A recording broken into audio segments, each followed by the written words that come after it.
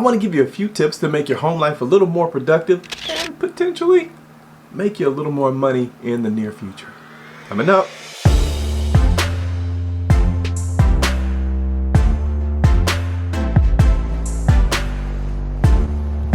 Welcome to Living Your Story. I'm Coach Keith.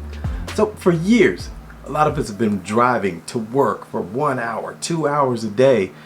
Sometimes those 2 hours are just one way. What I want to do is to make sure that we're maximizing the time that we have at home. So I've got some thoughts to share with you about your career now, about your future, and maybe even retirement. So right now we're all working from home. Some of us have never worked from home before, but one thing that we pretty much all have in common now is that we're having to get on these calls on these different mediums. For years, some of us have been driving to the office and back. What does it take you to get to the office? 1 hour, a half hour, 2 hours? And then you have to take that same drive back. And we're not even gonna talk about the amount of time that it takes you to actually get out of your head what you just went through to get to work. If you're in the Atlanta area where I am, people drive crazy. So by the time you get to where you're going, you've kind of got to decompress to get started with your life, no matter if it's at the job or getting back home and maybe having to fix dinner or spend time with the family. And then you're lucky you got home without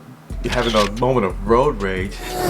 You've got some extra time on your hands, and I am here to make sure that you use it wisely. So that 1 hour, those 2 hours that you're driving each way, you could potentially have 2 to 4 hours of extra time every day that you don't have to drive, and you can focus on something else. I want to encourage you to do something with that time. So a few tips here. Number one, so one of the things that we're all doing now is we're either on a Zoom call or a WebEx call or a GoToMeeting call. Those are the different mediums that we're using to actually have these remote dial-ins and share our screens or look at somebody else's screen or have a training. What I want to challenge you to do is to master whatever that medium is. Once you master that medium, you've got a whole new skill to, of course, put on your resume. But if you really like the tool, you can get into that software, maybe work for that company, and the sky is the limit for you. Maybe you found a passion in how we interact with one another while we work from home. Another tool that we're all using,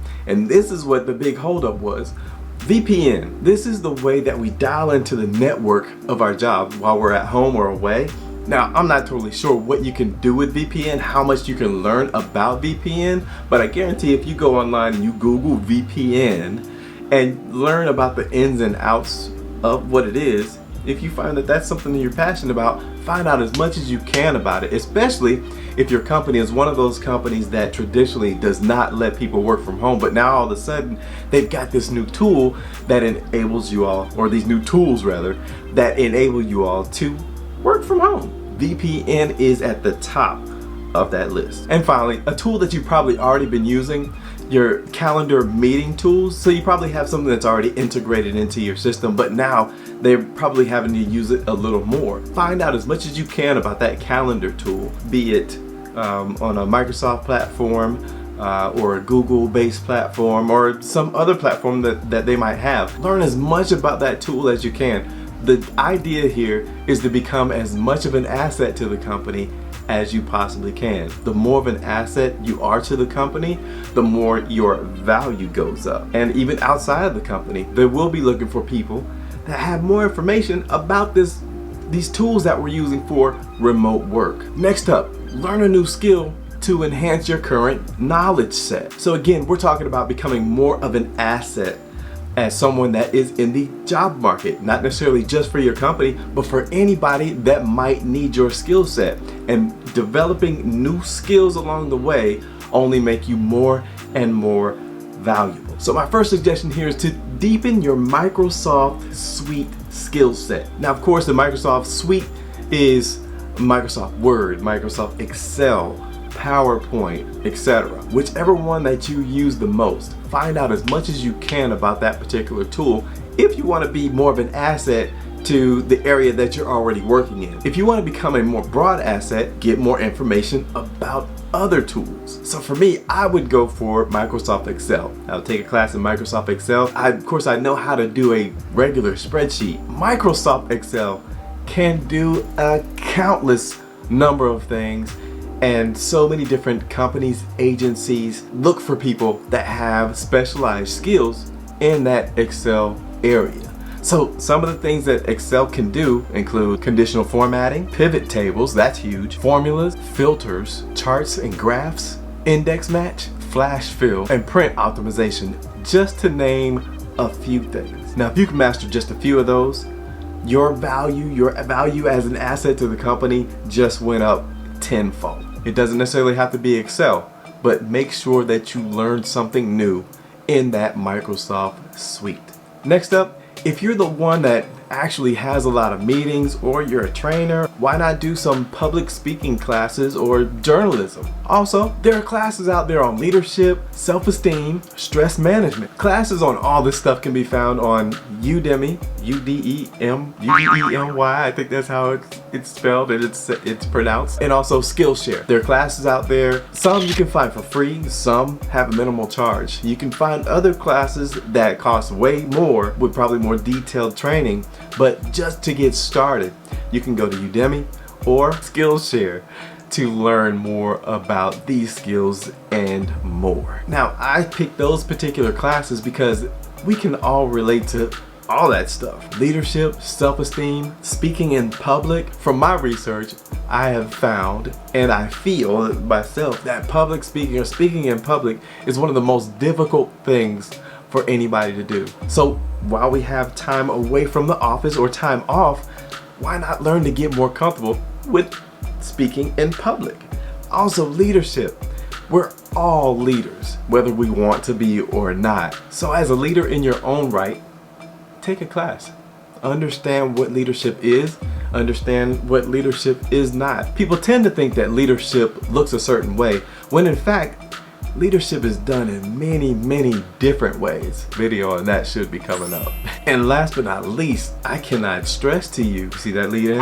What stress management can do for you and for your life and for others. Stress management is real. We all know how real it is.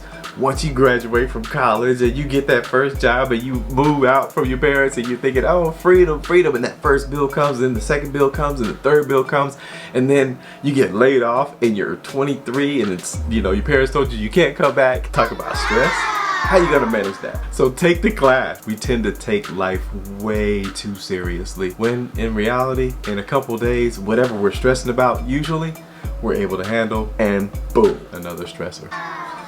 All right, so if you're not working, you need to be learning too. So here we go. Here's some ideas for you to learn, and it's not about the dollar, it's totally about your passions. What are you passionate about? What can you learn more about?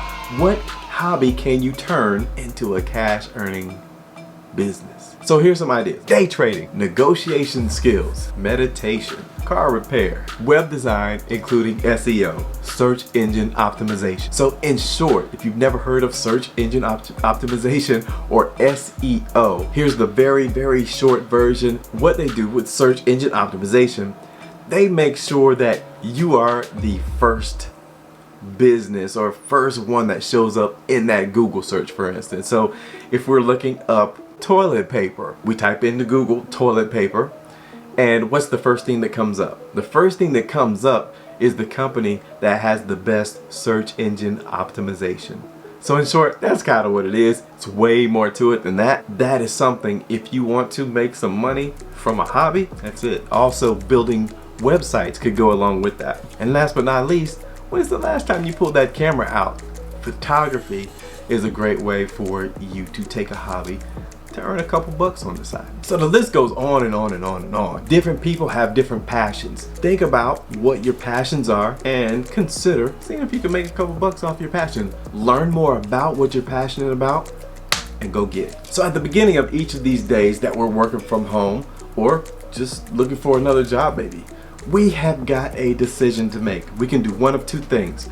We can either think about all the negative stuff that's going on, the stock market's crashing, the oil prices are going way down, and it's making the world economy bad, and we've got this coronavirus thing, and all these people are sick or can't get to the hospital, and this is the news cycle that we see every day. We tend to get addicted to what the news might be for that day. And we've seen for the last 3 or 4 weeks, the news has not changed. So we have an opportunity to either continue to only watch the news and focus on what we've seen on the news and focus on all the negative stuff that's happening. Yes, we need to pray for those people that have been or are sick and the families that have had people that passed. We definitely need to stand with those folks, but at the same time, we're forgetting that we have to have self-care for us. So for some of us, self-care looks like turning off the TV, getting off the internet, doing a meditation, praying more, talking to each other, calling people that you haven't called in a long time that you know once you hear their voice that's gonna put a smile on your face. Or maybe you do turn the TV on and you watch an old episode of Martin or Fresh Prince of Bel-Air or something silly that's gonna make you smile and laugh and take you away from this moment of potential pain that you and others might be having. And that leads into the second way of thinking. Like, we can have a positive outlook on life even though things aren't looking so great for everyone. What's great about the life that you're currently living? And then once we turn those TVs off, once we get off the internet, let's focus on ourselves. Do a meditation, set the course of your day in the beginning of your day before you turn on any screens. Figure out what you're going to learn that day that has nothing to do with what's going on in the world. Because in just a few weeks, we're all going back to work. The news cycle will change. And then what will the inside of you feel like? What will it look like? So I just want to encourage you and challenge you. Do something for you. I truly believe that we are looking at the new way of doing business. I believe that there will be more people working from home, maybe not a full work week, but 2-3 days a week, and offices probably getting smaller as it relates to the number of people being in offices. So if you can lower your costs from the number of people coming into the office and people going home using their own internet to work, why wouldn't you save that money? So I do believe that working from home is the future. So here's something that I want to challenge each and every one of you to do that are enjoying actually working from home. You like to not have to commute every day to work. I want you to not just have a place where you go and work in the house. I want you to find a place you would want to work in for years. The reason that I want to challenge you to find a place that you would want to work in for years and you would be happy in is it's the beginning of manifesting what it is that you truly want. And if what you truly want is to work from home, begin by creating this space for it to actually happen. That's the beginnings of manifestation. So we're going to manifest this space, and also those other things that you might learn, that's a part of manifestation as well. So if you want to be a photographer one day, you'll learn more about photography.